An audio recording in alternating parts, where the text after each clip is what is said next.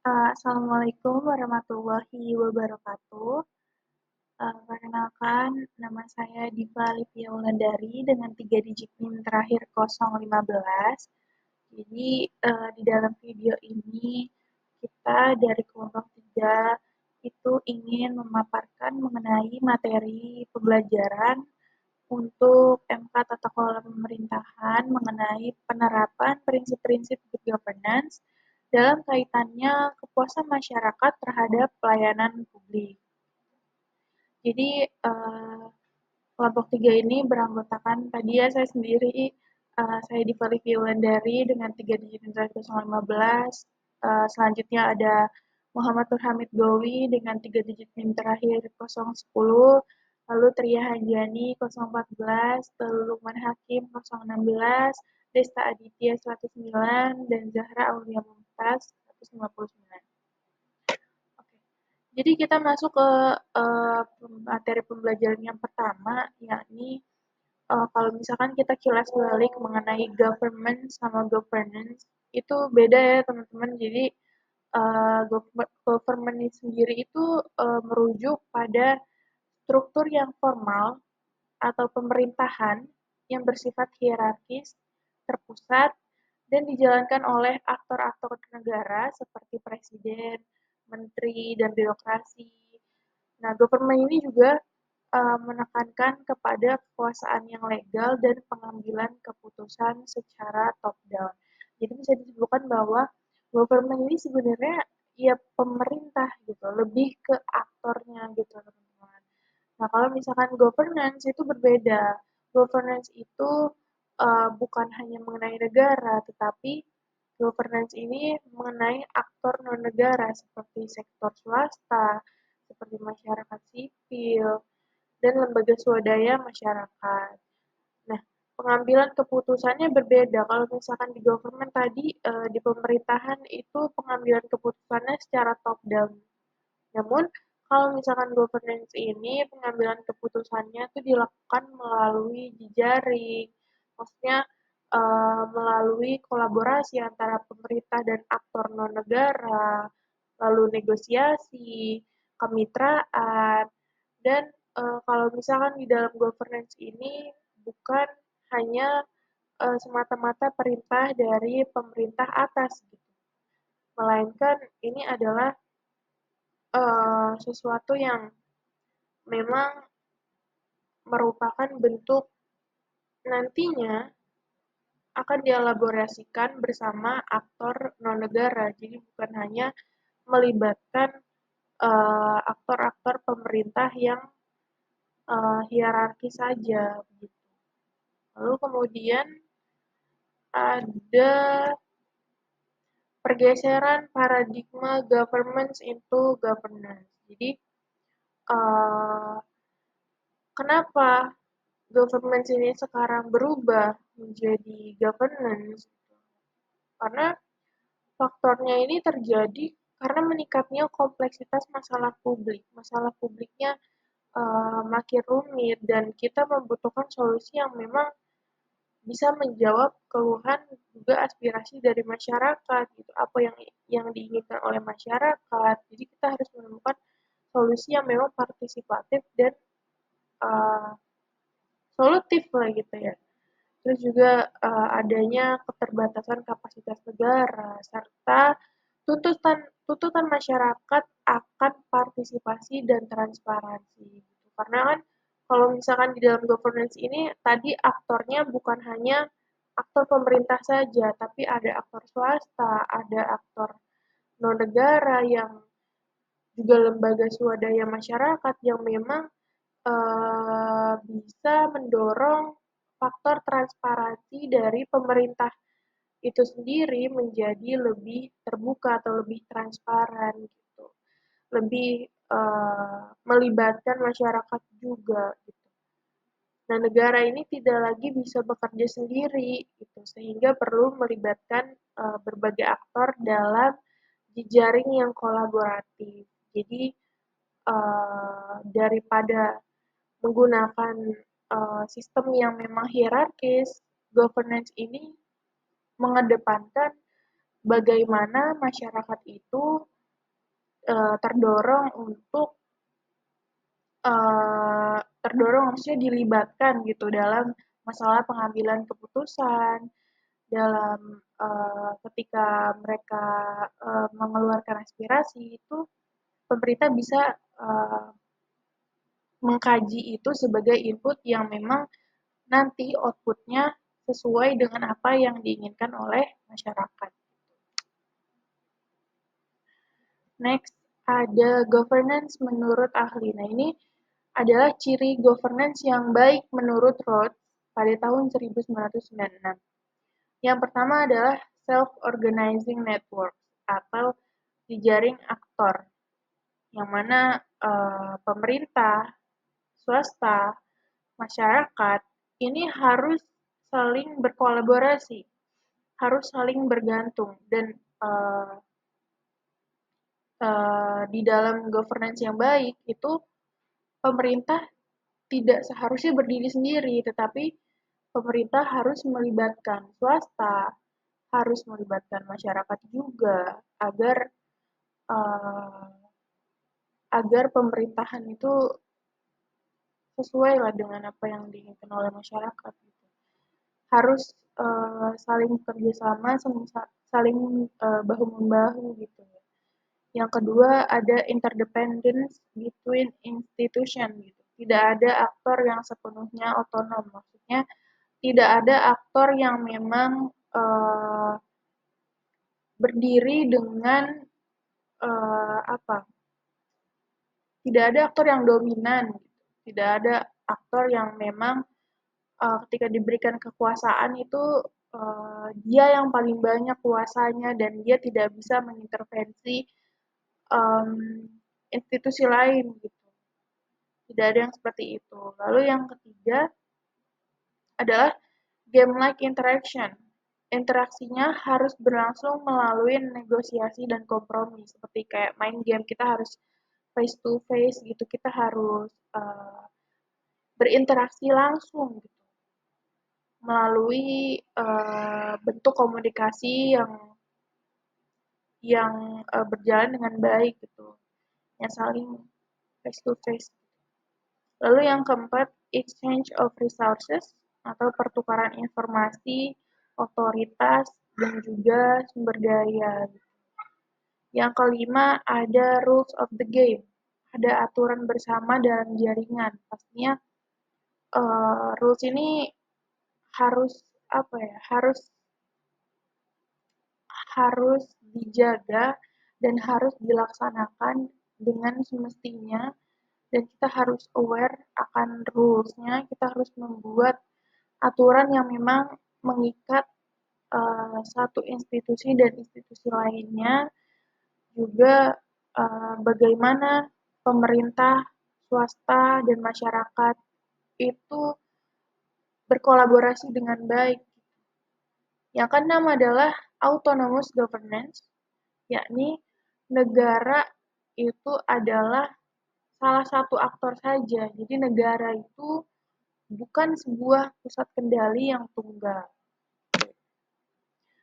Next, itu ada good governance dan pelayanan publik. Tadi governance itu adalah bentuk yang lebih partisipatif kan daripada bentuk pemerintahan atau governance yang bersifat hierarkis. Nah, good governance ini adalah sebuah konsep yang memang kalau misalkan dalam pelayanan publik, good governance ini mendorong penyelenggaraan layanan yang terbuka, lalu mendorong responsivitas terhadap kebutuhan masyarakat, kebutuhan seperti apa, gitu, aspirasinya seperti apa, lalu bebas dari korupsi, menjaga birokrat atau mengikat birokrat dengan aturan-aturan atau tadi rules of the game yang berlaku, serta melibatkan warga dalam proses perumusan dan evaluasi kebijakan.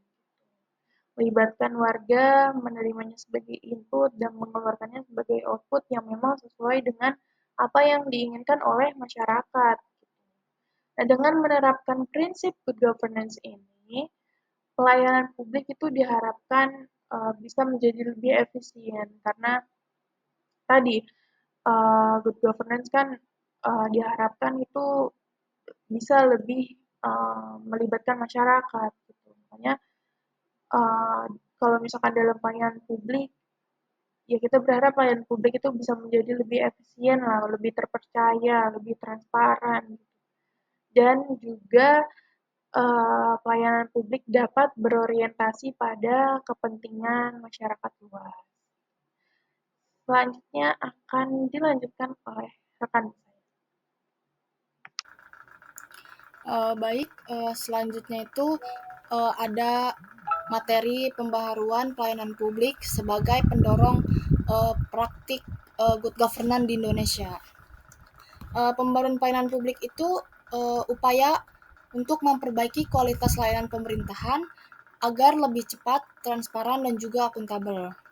Nah, layanan pemerintah ini penting karena pelayanan publik itu mencerminkan kinerja dari pemerintahan di mata masyarakat.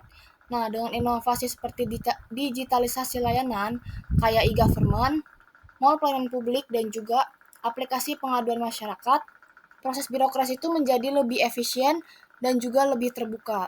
Hal ini tuh mendorong prinsip dari good governance seperti transparansi, akuntabilitas, partisipasi, dan juga efektivitas. Nah, akibatnya itu masyarakat bisa merasa lebih puas, terus kepercayaan terhadap pemerintahnya itu meningkat, dan juga penyelenggaraan negaranya itu menjadi lebih bersifat menjadi lebih bersih dan juga profesional. Uh, di sini ada 4 aspek dari pembaruan pelayanan publik sebagai pendorong praktik good governance di Indonesia. Yang pertama itu ada urgensi pembaharuan pelayanan publik. Nah, pelayanan publik kan menjadi wajah utama di suatu negara, uh, di suatu negara yang bisa dilihat dari kepuasan masyarakatnya. Nah, terus di Indonesia sendiri tuh kebutuhan tentang pembaruan pelayanan publik itu sangat mendesak karena masih banyaknya keluhan masyarakat terkait lambatnya birokrasi, terus kurangnya transparansi, dan juga praktik-praktik korupsinya itu masih menghambat efektivitas dari layanan publik itu. Nah, di tengah tuntutan globalisasi, demokratisasi, dan juga perkembangan teknologi, pelayanan publik itu dituntut untuk lebih adaptif, akuntabel, dan juga berorientasi pada kebutuhan masyarakat. Terus reformasi birokrasi itu digagas sejak era reformasi menjadi salah satu langkah yang strategis dalam mendorong uh, pembaharuan pelayanan publik.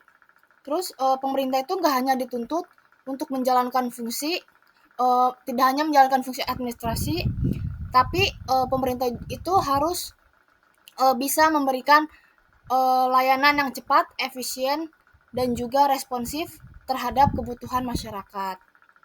Nah, oleh karena itu pembaharuan pelayanan publik itu menjadi langkah yang fundamental dalam meningkatkan kepercayaan masyarakat terhadap negara dan juga menciptakan tata kelola pemerintahan yang baik. Terus yang kedua itu ada inovasi dan modernisasi layanan publik. Nah, inovasi dan modernisasi ini tuh merupakan dua kunci utama dalam pembaruan pelayanan publik. Pemerintah Indonesia tuh melalui berbagai kementerian, lembaga, dan juga pemerintah daerah sudah mulai mengimplementasikan layanan digital. Contohnya itu kayak e-government, terus digitalisasi perizinan, inisiatif seperti mall pelayanan publik atau MPP, sistem informasi administrasi kependudukan, dan juga platform seperti lapor. Nah, ini tuh menjadi contoh yang konkret dari inovasi layanan publik. Modernisasi itu bertujuan untuk memangkas jalur birokrasi yang panjang, terus mengurangi potensi pungutan liar, dan juga bisa meningkatkan akurasi dan juga kecepatan dalam layanan publik. Terus penggunaan teknologi informasi juga bisa memungkinkan masyarakat untuk memantau dan juga mengawasi serta mengevaluasi kinerja dari layanan pemerintah secara real time. Nah, ini tuh mendorong atau bisa menimbulkan transparansi dan juga akuntabilitas.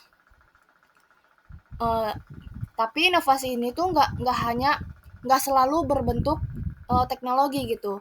Bisa aja kayak pendekatan kayak misalnya masyarakat itu ikut dilibatin, terus pelayanannya itu bisa berbasis komunitas dan juga bisa menerapkan prinsip customer oriented service. Nah, ini tuh menjadi contoh bentuk gitu atau bentuk lain dari upaya modernisasi layanan publik yang lebih manusiawi dan juga partisipatif.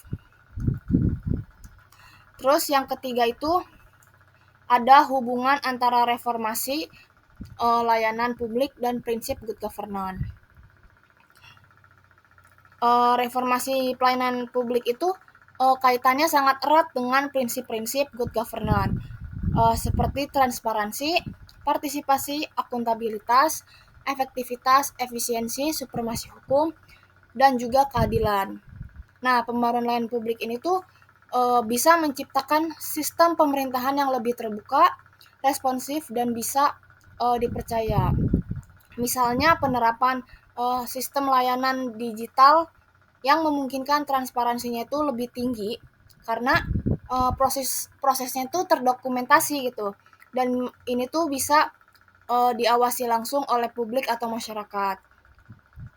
Terus kemudian akuntabilitasnya itu bisa meningkat karena pejabat publiknya itu bertanggung jawab atas kinerja mereka yang bisa dievaluasi dan yang bisa dievaluasi oleh sistem atau juga bisa dievaluasi oleh masyarakat. Nah, efektivitas dan juga efisiensinya itu juga ikut meningkat karena layanannya itu menjadi lebih cepat dan biaya operasionalnya itu menjadi menurun.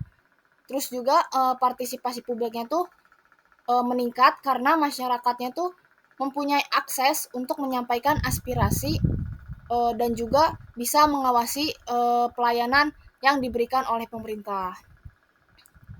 Nah, jadi pembaruan layanan publik itu nggak hanya administratif gitu, tapi bisa juga dari instrumen strategis dalam menciptakan tata kelola pemerintahan yang baik, yang secara demokratis dan juga berkeadilan. Lanjut yang terakhir itu ada pengaruh pembaharuan terhadap kepuasan masyarakat. Nah, salah satu tolak ukur keberhasilan dalam pembaruan pelayanan publik ini tuh yaitu meningkatnya kepuasan masyarakat ketika masyarakatnya itu merasa layanan yang diberikan pemerintah itu mudah diakses, transparan, cepat, dan juga tidak berbelit-belit. Nah, saat pelayanan publiknya sudah mudah diakses, maka tingkat kepercayaan dan juga kepuasan masyarakatnya itu akan meningkat. Yang ini tuh bisa membuat atau bisa membangun legitimasi pemerintahan dan juga bisa memperkuat relasi antar negara dan juga masyarakat. Uh, dari berbagai survei nasional kayak yang dilakukan oleh Ombudsman RI dan juga Lembaga Administrasi Negara, ini tuh menunjukkan bahwa reformasi layanan publik itu bisa berdampak positif terhadap pandangan masyarakat. Misalnya daerah-daerahnya beberapa daerah itu sudah menerapkan smart city atau digitalisasi layanan secara menyeluruh. Contohnya itu kayak di Surabaya, Semarang, dan juga Bandung. Nah, ketiga kota ini tuh sudah menunjukkan peningkatan yang cukup signifikan dalam indeks kepuasan publiknya atau kepuasan masyarakatnya. Tapi ini tuh masih ada tantangannya gitu. Terutama itu kayak di daerah-daerah tertinggal yang masih mengalami kesenjangan infrastruktur dan juga sumber daya manusianya.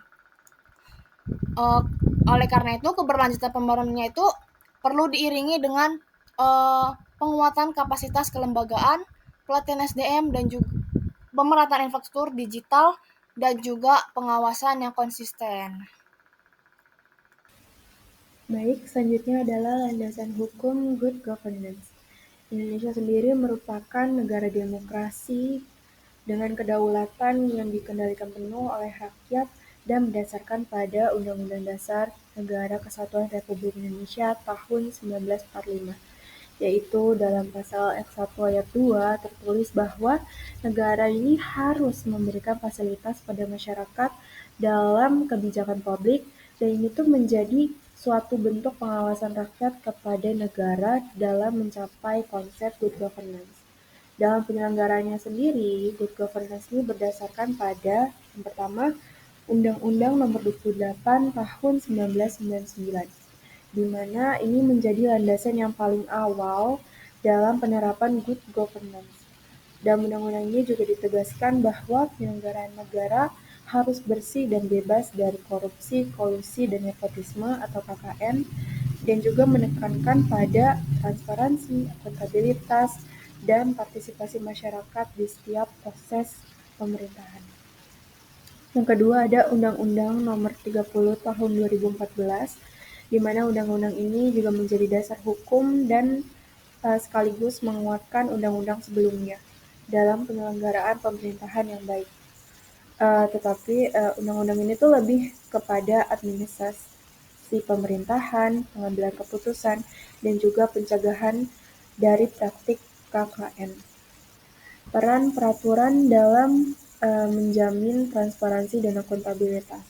Seperti yang kita tahu, peraturan ini sebetulnya memiliki peran yang sangat penting dalam menjamin terlaksananya transparansi dan juga akuntabilitas di Indonesia, dengan menyediakan hukum yang menegaskan dan mewajibkan instansi negara untuk membuka akses seluas-luasnya mengenai informasi dalam proses pemerintahan kepada masyarakat. Undang-Undang Nomor 14 Tahun 2008 mengenai keterbukaan informasi publik menjadi salah satu landasan utama. Undang-undang ini juga berisi hak yang harus didapat setiap warga negara untuk mendapatkan informasi mengenai proses pembuatan kebijakan, penggunaan anggaran, pengawasan, dan evaluasi pemerintah. Adanya undang-undang akan membantu proses transparansi dan akuntabilitas dalam mencapai good governance.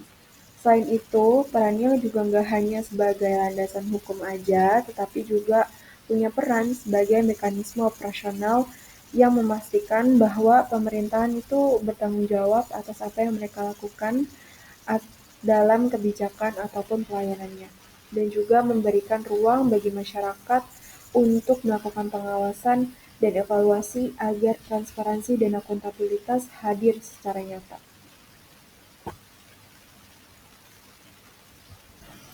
Selanjutnya adalah asas-asas umum pemerintahan yang baik. Asas-asas umum pemerintahan yang baik menjadi norma hukum yang tidak tertulis yang ada di Indonesia dan wajib ditaati oleh seluruh pekerja dalam pemerintahan. Terdapat 7 asas AAUPB. Yang pertama ada asas kepastian hukum, di mana ini tuh asas negara hukum lebih mengutamakan pada supremasi hukum, kepatuhan, dan keadilan dalam setiap kebijakan penyelenggara negara. Yang kedua ada asas tertib penyelenggaraan negara, di mana asas ini tuh menjadi landasan keteraturan, keserasian, dan keseimbangan dalam pengendalian penyelenggaraan negara. Yang ketiga ada asas kepentingan umum. Asas yang mendahulukan kesejahteraan umum dengan cara aspiratif, akomodatif, dan selektif.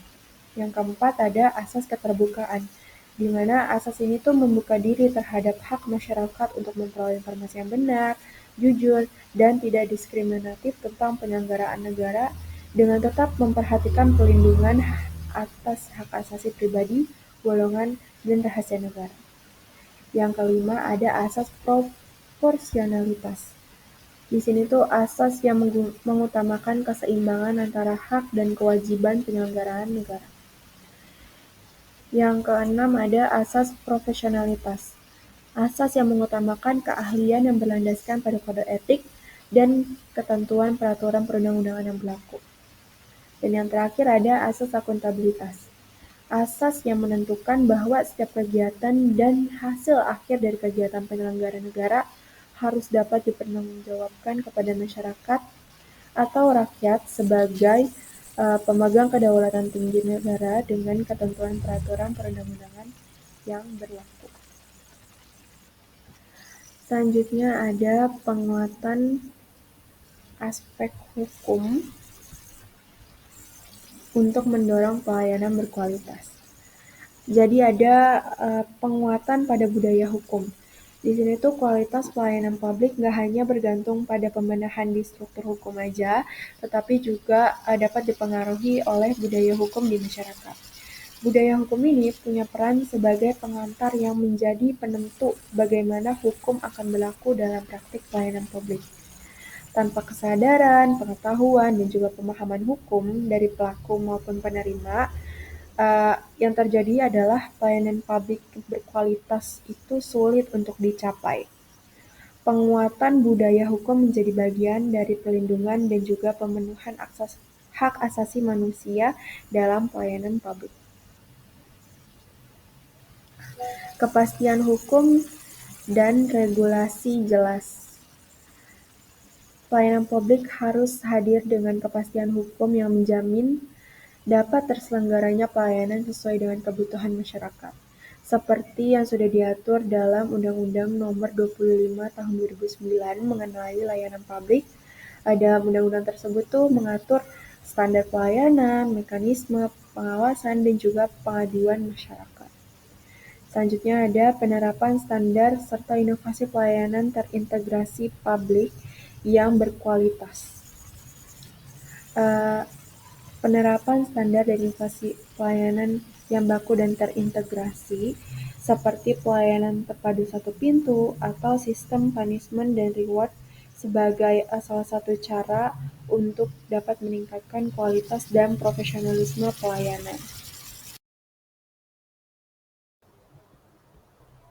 Ya, yang berikutnya itu ada implementasi prinsip good governance di berbagai sektor. Yang pertama ada di pemerintah daerah. Di sini pelibatan masyarakat dalam perencanaan pembangunan melalui musrenbang, meningkatkan kualitas pelayanan publik dan memastikan anggaran digunakan secara efisien. Di sini keterlibatan masyarakat dalam melakukan perencanaan melalui musrenbang atau meningkatkan kualitas pelayanan publik dan memastikan anggaran. Jadi keterlibatan masyarakat dalam semua proses ini menjadi langkah awal keterbukaan pemerintah dalam pengimplementasian prinsip good governance itu sendiri. Yang kedua itu ada pelayanan publik, di mana memastikan pelayanan prima, mudah, cepat, dan adil bagi seluruh warga negara. Jadi pelayanan publik seharusnya sesuai prosedur atau SOP yang sesuai ya, di mana prima, mudah, cepat, dan adil. Jadi tidak ada kesenjangan sosial untuk masyarakat dalam melakukan pelayanan publik. Jadi tidak ada yang namanya si kaya ataupun si miskin, jadi sama rata semuanya. Jadi di pelayanan publik manapun maupun pembuatan KTP, SIM, STNK, ataupun yang lainnya sama rata. Jadi tidak ada yang membeda-bedakan. Jadi sesuai sama yang ada di PPT ini, yaitu prima, mudah, cepat, dan adil bagi seluruh warga negara. Dan untuk di poin cepat ini, ya seharusnya kan pelayanan publik itu cepat ya, tidak lama, tidak bertele-tele, tidak makan waktu yang lebih lama. Kayak misalnya pembuatan KTP, ya minimal paling cepat itu seminggu, paling lama itu sebulan, terkadang itu bisa saja bisa berbulan-bulan ya. Itu saja udah jauh banget dari pengimplementasian good governance itu sendiri. Yang kedua ada pengelolaan keuangan. Di sini penggunaan anggaran secara transparan dan akuntabel termasuk pengawasan ketat terhadap penyaluran dana. Jadi di sini pengelolaan keuangan yang secara transparan dan akuntabel itu menjadi titik terang pemerintah dalam keterbukaannya dalam pengelolaan keuangan itu sendiri. Jadi pemerintah dalam mengelola keuangan ini sendiri tidak tertutup, tidak satu dua orang saja yang tahu, tapi semua khalayak atau stakeholder yang ada di pemerintah, jadi semua tahu. Jadi tidak hanya atasan saja yang tahu, tapi semua bawahan, semua anggota semua tahu. Jadi tidak hanya mereka-mereka saja yang di atas yang tahu. Next. Ya, di sini ada studi kasus penerapan good governance di Dinas Perdagangan Kabupaten Kediri. Di sini saya akan meng-highlight tiga poin prinsip good governance itu sendiri. Yang pertama ada transparansi, partisipasi masyarakat, dan responsibilitas dari masyarakat itu sendiri. Yang pertama ada transparansinya itu sendiri ya. Di sini Dinas Perdagangan Kabupaten Kediri sudah melakukan sesuai dengan prinsip good governance itu sendiri ya, yaitu transparansi, keterbukaan, kayak semisal keuangan, dokumen atau apapun itu. Di sini Dinas Perdagangan Kabupaten Kediri sendiri sudah sesuai prinsip good governance, yaitu transparan. Jadi keterbukaan dokumen, keuangan, berapa banyak keuangan yang keluar, terus apapun itu yang lainnya. Jadi di sini Dinas Perdagangan Kabupaten Kediri sendiri itu ya tidak ada tertutup sama sekali ya. Ya masih ada space buat masyarakat atau khalayak ramai mengetahuinya. Terus yang berikutnya ada partisipasi masyarakat.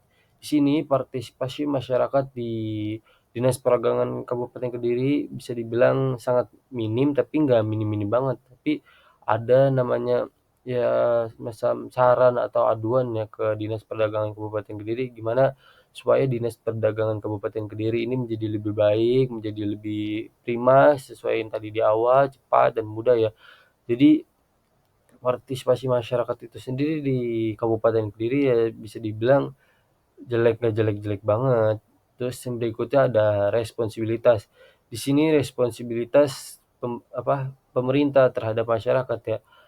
Respon Dinas Perdagangan Kabupaten Kediri bisa dibilang ya nggak 100% bagus, masih ada sedikit plus minusnya. Jadi di sini responsibilitas Dinas Perdagangan Kabupaten Kediri sendiri itu juga masih banyak kurangnya, masih banyak salahnya juga, masih banyak kekurangan yang perlu diperbaiki untuk kedepannya. Jadi dari tiga cakupan itu, transparansi, responsibilitas hingga partisipasi masyarakat menjadi tolak ukur ya untuk penerapan good governance sendiri di Dinas Perdagangan Kabupaten Kediri, supaya apa yang kita harapkan sesuai dengan prinsip yang ada bisa berjalan dengan baik. Next. Berikutnya ada keterlibatan masyarakat dalam proses pelayanan. Keterlibatan masyarakat sangat penting dalam proses pelayanan publik. Keterlibatan ini memungkinkan masyarakat untuk berpartisipasi aktif dalam menyusun standar pelayanan, mengawasi pelaksanaan layanan, dan memberikan masukan untuk perbaikan kualitas layanan. Keterlibatan ini dapat meningkatkan kualitas pelayanan publik dan memperkuat demokrasi, karena kebijakan yang dihasilkan akan responsif terhadap kebutuhan masyarakat.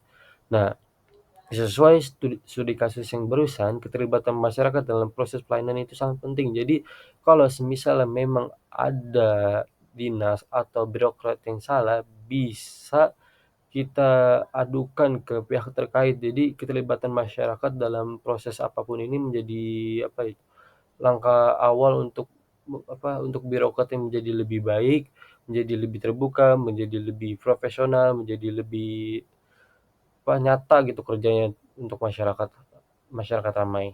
Next. Yang berikutnya ada evaluasi dan tantangan praktik good governance di Indonesia. Evaluasi terhadap praktik good governance di Indonesia menunjukkan adanya kekurangan dalam beberapa bidang, tetapi masih banyak tantangan yang perlu diatasi: korupsi, birokrasi yang kaku, kurangnya partisipasi publik, ketimpangan digital, dan lemahnya pengawasan dan akuntabilitas menjadi tantangan utama dalam implementasi good governance. Jadi di sini masih banyak tantangan ya teman-teman, kayak misalnya korupsi ya. Tantangan ini emang susah banget untuk kita lupakan begitu saja. Jadi korupsi ya sudah turun-temurun ya, dari zaman nenek moyang kita sudah ada gitu. Jadi kayak tidak bisa dihilangkan begitu saja. Ya perlu adanya reformasi dari birokrat itu sendiri. Terus berikutnya ini ada birokrasi yang kaku. Jadi di sini birokrasi yang kaku ya kayak Dia kerjanya terpaku sama satu job saja, tapi kalau misalnya emang dia bisa mengerjakan job yang lain kan lebih menguntungkan gitu. Terus yang berikutnya ada kurangnya partisipasi publik. Di sini partisipasi publik masyarakat yang masih minim gitu. Banyak tantangan tersendiri. Jadi kekurangan partisipasi publik masyarakat terhadap pelayanan publik misalnya ya menjadi minus tantangan dalam praktik good governance itu sendiri. Yang berikutnya ada ketimpangan digital. Di sini ketimpangan digital yang belum merata, kayak misal di Jakarta penerapan e-government itu udah bagus, terus di Tangerang, di Bekasi, terus akan tetapi di daerah-daerah yang lain masih ketinggalan. Terus yang berikutnya ada lemahnya pengawasan. Di sini lemahnya pengawasan kayaknya setiap tempat banyak minusnya ya. Jadi terlalu lemah pengawasan jadi bisa para birokrat korupsi ya misalnya itu. Terus banyak hal yang negatif-negatif yang mereka lakukan. Sekian, terima kasih, akan dilanjutkan oleh teman saya. Oke teman-teman, selanjutnya ini ada peran teknologi digital dalam mendukung good governance dan pelayanan publik. Nah, sebelum kita lebih jauh, kita ke definisi dulu atau pengertian dari e-government. Gitu. E-government, electronic government, merupakan pemanfaatan teknologi, informasi maupun komunikasi, khususnya internet, oleh pemerintah untuk menyampaikan informasi, dan juga pelayanan-pelayanan kepada masyarakat, dunia usaha, dan antar lembaga pemerintahan lainnya. Itu goals tujuan utama dari e-government. Tidak lain dan tidak bukan, itu meningkatkan efisiensi dan efektivitas kinerja pemerintahan. Terus juga meningkatkan transparansi dan akuntabilitas. Nah, ini menjadi penting banget tujuan utama dari e-government. Juga memberikan akses informasi dan layanan yang lebih mudah dan cepat pada masyarakat, serta memperkuat partisipasi masyarakat dalam proses pemerintahan. Contoh penerapannya itu banyak, nanti saya tampilkan lagi lah. Setelah ini ada contoh dari penerapan website-website dari instansi pemerintahan yang telah dibuat. Selanjutnya ada stage atau tahapan e-government menurut World Bank. Ini juga sudah telah disampaikan pada mata kuliah pemerintahan nasional. Itu yang pertama ada informasi. Pemerintah menyediakan informasi secara online sekarang gitu. Lebih mudah kita melihat informasi tidak harus ke tempat kantor-kantornya langsung, tidak harus. Jadi kita melalui online saja sudah bisa. Kedua, interaksi, adanya komunikasi dua arah. Jadi kita lebih mudah juga mengadu, memberikan argumentasi, memberikan aspirasi melalui online gitu. Nggak perlu susah-susah harus ketemu si Pak ini dulu, si Pak itu dulu, dan belum tentu bakal ketemu. Nah, itu ribet. Sekarang lebih mudah. Yang ketiga itu ada transaksi. Layanan publik bisa dilakukan secara daring. Jadi kita kayak misal bayar pajak itu udah nggak perlu lah ke kantor pajak. Jadi kita bisa melalui online saja gitu. Yang keempat ada transformasi. Ini menjadi perubahan sistem kerja dan kelembagaan berbasis digital. Selanjutnya udah keganti. Adanya tujuan dari e-government ini tadi sudah disampaikan, adanya transparansi. Transparansi ini memfasilitasi keterbukaan data gitu dan informasi, seperti ya website resmi pemerintahan dengan publikasi anggaran, laporan kinerja, terus prosedur layanan itu menjadi salah satu yang perlu ditransparansikan. Selanjutnya itu akuntabilitas, di mana teknologi ini memungkinkan pelacakan atau audit proses pelayanan publik. Jadi setiap transaksi terekam lah secara digital. Ini penting lah untuk meminimalisir adanya KKN, khususnya korupsi. Terus manfaatnya apa? Manfaat yang dampak dari e-government ini ya ketika sudah adanya transparansi, sudah adanya akuntabilitas, manfaat yang didapatkan itu meningkatnya kepercayaan publik, memberikan bukti administratif atas layanan, mendorong budaya kinerja berbasis hasil atau performance base. Next, ini ada contoh. Nah, ini dia. Contoh dari aplikasi-aplikasi layanan publik. Contoh pemerintah. Itu ada Lapor, ada Jaki, ada SIPD Kemendagri, Peduli Lindungi, IKERT, Mahkamah Agung. Nah, ini banyak nih. Jadi instansi pemerintahan jadi sudah melalui prosedur digital. Kita tidak perlu lagi nih lapor. Tuh contohnya kita mau melapor atau mau memberikan aspirasi tidak perlu lagi datang ke kantor-kantor setempat. Bisa tinggal download, ketik aspirasi yang dibutuhkan atau ketik kebutuhan kalian itu mau di mana gitu, mau menyampaikan aspirasi, mau menyampaikan aduan atau apa gitu. Seperti itu.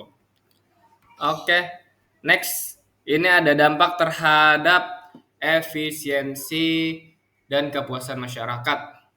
Efisiensi ini ya kita udah nggak awam lagi lah.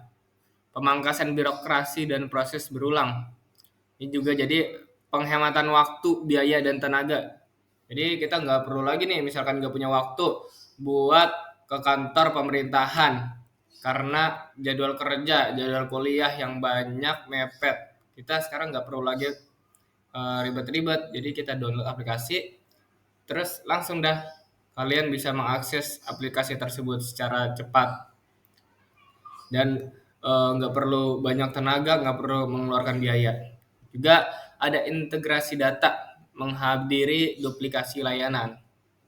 Selanjutnya, kepuasan masyarakat ini ada 3 kita rangkup ya. Yang pertama, akses layanan tanpa batas waktu dan lokasi. Jadi kalau misalkan kantor pemerintahan kan biasanya ada jam buka dan jam tutup gitu. Jam bukanya jam 7, misal tutupnya jam 5, jam 3 deh. Salah. Buka jam 9, tutup jam 3. Nah, itu kan udah ada keterbatasan waktu. Beda sama e-government ini. Selanjutnya peningkatan kualitas layanan publik jadi lebih cepat, tepat dan akurat. Selanjutnya sistem feedback yang memungkinkan evaluasi langsung oleh warga. Jadi kalau misalkan ternyata e-government ini malah jadi berbalik, harusnya bermanfaat tapi malah jadi tidak bermanfaat. Ini ada feedback dari masyarakat, langsung bisa mengaspirasikan semua itu melalui aplikasi-aplikasi yang sudah ada. Jadi ini di bawahnya juga ada ilustrasi dampak konkret. Jadi laporan dari Kemenpan RB menunjukkan bahwa unit layanan yang telah menerapkan digitalisasi memperoleh nilai kepuasan di antara 85% lebih tinggi dibanding unit manual. Jadi lebih efisien kalau misalkan adanya e-government ini. Gitu teman-teman. Selanjutnya akan disampaikan oleh rekan saya.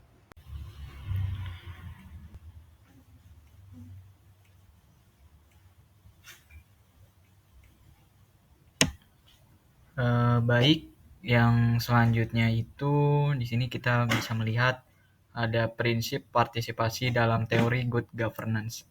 Nah, di sini kita bisa melihat kayak definisinya itu bahwasanya kayak masyarakat tuh terlibat dalam pengambilan keputusan publik secara langsung ataupun tidak langsung. Nah, esensinya juga ini warga bukan sekadar sebagai objek saja gitu kayak, melainkan subjek dalam tata kelola pemerintahannya juga. Nah, fungsi diadakannya kayak partisipasi masyarakat dalam good governance itu sebagai untuk menyuarakan kebutuhan, sebagai kontrol sosial, dan juga mendorong akuntabilitas dari pemerintahan tersebut juga gitu. Dan juga di sini tujuannya itu untuk membentuk kebijakan publik yang relevan dan inklusif, dan juga mendorong akan nilainya keadilan lah dari kebijakan itu juga. Nah, selanjutnya itu pengaruh partisipasi terhadap pelayanan publik. Yang pertama itu ada kebijakan menjadi lebih tepat sasaran, karena didasarkan pada kebutuhan yang nyata. Nih, keterlibatan ini tuh kayak apa ya, membuat kebijakan menjadi lebih efektif, tepat sasaran, dan berkelanjutan karena masyarakatnya itu merasa memiliki dan bertanggung jawab terhadap implementasinya. Nah, kita tuh bisa melihat kayak kebijakan pelayanan kesehatan atau pendidikan di daerah-daerah, ketika masyarakat menyuarakan membutuhkan kayak puskesmas keliling ataupun sekolah inklusi dalam forum musrenbang. Nah, aspirasi tersebut itu dikawal hingga menjadi program yang konkret. Maka itu adalah bentuk ideal bagaimana partisipasi membentuk kebijakan yang inklusif gitu. Bahkan lebih dari itu, partisipasi yang aktif juga dapat memunculkan kontrol sosial yang mencegah praktik korupsi, memperkuat kepercayaan publik, dan mendorong inovasi pelayanan. Dan yang kedua itu sebagai meningkatkan kepercayaan masyarakat terhadap pemerintah. Dan yang ketiga mendorong yang tadi saya sudah jelaskan, mendorong kontrol sosial dan transparansi kan. Nah, kita kan sudah membahas yang kayak pengaruh dari partisipasi publik itu dalam good governance kan, kayak sisi baiknya apa aja lah tadilah. Dan juga di sini walaupun ada pengaruh baiknya, tetapi juga nggak bisa dipungkiri kan, ada tantangannya pastinya. Nah, tantangannya itu dalam meningkatkan partisipasi publik itu ada 3 indikator. Yang pertama, rendahnya literasi politik dan kebijakan. Yang dimana tuh kayak meski secara ideal partisipasi menjadi pilar utama good governance, realitasnya masih banyak tantangan yang harus dihadapi. Salah satunya yang tadi saya sebutkan, rendahnya literasi politik dan kebijakan. Kayak banyak warga yang merasa bahwa urusan pemerintah itu adalah milik orang atas gitu, kayak orang yang punya power lebih lah, kayak ya mengedepankan kepentingan pribadinya juga. Sehingga kayak mereka tuh enggan terlibat atau bahkan tidak tahu bagaimana cara menyuarakan aspirasi yang masyarakat itu butuhkan. Dan yang kedua itu keterbatasan akses terhadap informasi publik. Nah, selain itu juga kayak apa ya? Selain yang kayak keterbatasan akses, dan juga kayak ada prosedur yang rumit serta dominasi elit dalam pengambilan keputusan yang membuat partisipasi itu terasa tidak bermakna gitu. Di sisi lain, pemerintah pun seringkali belum sepenuhnya siap membangun ruang dialog yang sehat. Banyak kayak forum partisipatif itu hanya menjadi formalitas belaka gitu, kayak hanya sekedar kayak pencitraan aja lah. Jadi kayak di mana keputusan itu sudah ditentukan sebelum masyarakat berbicara. Nah, yang ketiga itu kayak munculnya tantangan sosial. Nah, ini nih tak kalah penting nih, kayak tantangan sosial ini seperti kayak ketimpangan gender, kelompok rentan yang terpinggirkan, dan juga kayak polarisasi politik yang membuat itu partisipasi itu tidak merata dan cenderung elitis. Yang dimana tuh di beberapa wilayah budaya patriarkis dan hierarkis itu masih mendominasi sehingga suara perempuan, anak muda, atau kelompok difabel itu sering diabaikan. Jadi suara mereka tuh tidak dianggap lah. Dan padahal tuh inklusivitas adalah kunci agar partisipasi itu benar-benar mencerminkan keberagaman yang bermasyarakat gitu kan. Nah, di sini juga kita harus mention pemerintah yang dimana tuh jika dikelola dengan baik dan sungguh-sungguh, partisipasi publik itu tidak hanya menjadi pelengkap saja gitu loh dalam pelayanan publik, melainkan justru menjadi fondasi utama dan itu sangat penting gitu dari demokrasi yang hidup dan berkeadilan. Yang tadi saya sebutkan juga ya tantangan itu emang ya nggak bisa dipungkiri lah, pastinya ada kan dan nyata. Tapi bukan alasan untuk menyerah. Justru dari tantangan tadi itu kita bisa membangun tata kelola pemerintahan yang lebih terbuka, partisipatif, dan berorientasi pada warga. Nah, mungkin itu saja pemaparan materi dari saya dan selanjutnya akan dilanjutkan oleh rekan saya. Terima kasih. Selanjutnya ada indikator kepuasan publik dalam pelayanan, kecepatan, kemudahan, dan keterbukaan.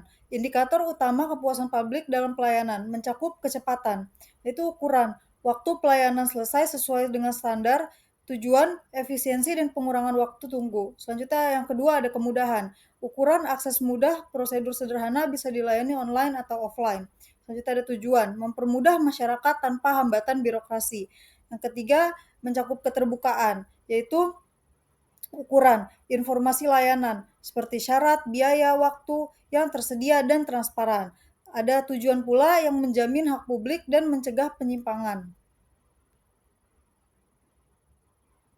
Selanjutnya ada keterkaitan kepuasan masyarakat dan good governance. Ini ada yang pertama, kepuasan masyarakat adalah cerminan langsung dari kualitas pelayanan publik. Yang kedua ada prinsip-prinsip good governance seperti transparansi, akuntabilitas, responsivitas, efisiensi, dan partisipasi, yang mana itu berperan langsung dalam meningkatkan kepuasan publik.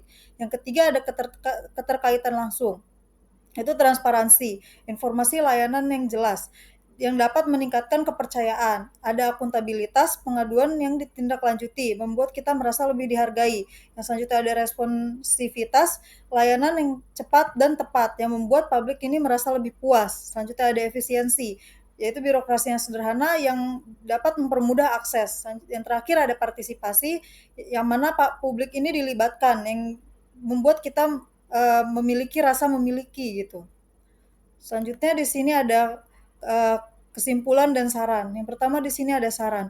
Yang pertama pemerintah dan instansi pelayanan publik perlu terus memperkuat implementasi prinsip good governance, terutama dalam hal transparansi informasi dan kecepatan pelayanan. Yang kedua ada survei kepuasan masyarakat harus dilakukan secara berkala dan dijadikan dasar nyata dalam perbaikan layanan. Yang ketiga ada digitalisasi layanan harus dibarengi dengan peningkatan aksesibilitas dan kejelasan prosedur bagi seluruh lapisan masyarakat. Yang keempat ada peningkatan kompetensi SDM pelayanan menjadi kunci agar nilai-nilai akuntabilitas dan responsivitas benar-benar dijalankan di lapangan. Yang terakhir di sini ada kesimpulan. Penerapan prinsip good governance seperti transparansi, akuntabilitas, responsivitas, efisiensi, dan partisipasi terbukti memiliki hubungan langsung dan signifikan terhadap tingkat kepuasan masyarakat. Masyarakat akan merasa lebih puas apabila pelayanan publik ini mudah diakses, efisien, dijalankan secara jujur dan terbuka, transparan, responsif terhadap kebutuhan dan keluhan masyarakat, serta meningkatkan partisipasi dalam proses pengambilan keputusan. Dengan kata lain, semakin baik tata kelola pemerintahan, semakin tinggi pula kepercayaan dan kepuasan publik terhadap pelayanan yang diberikan.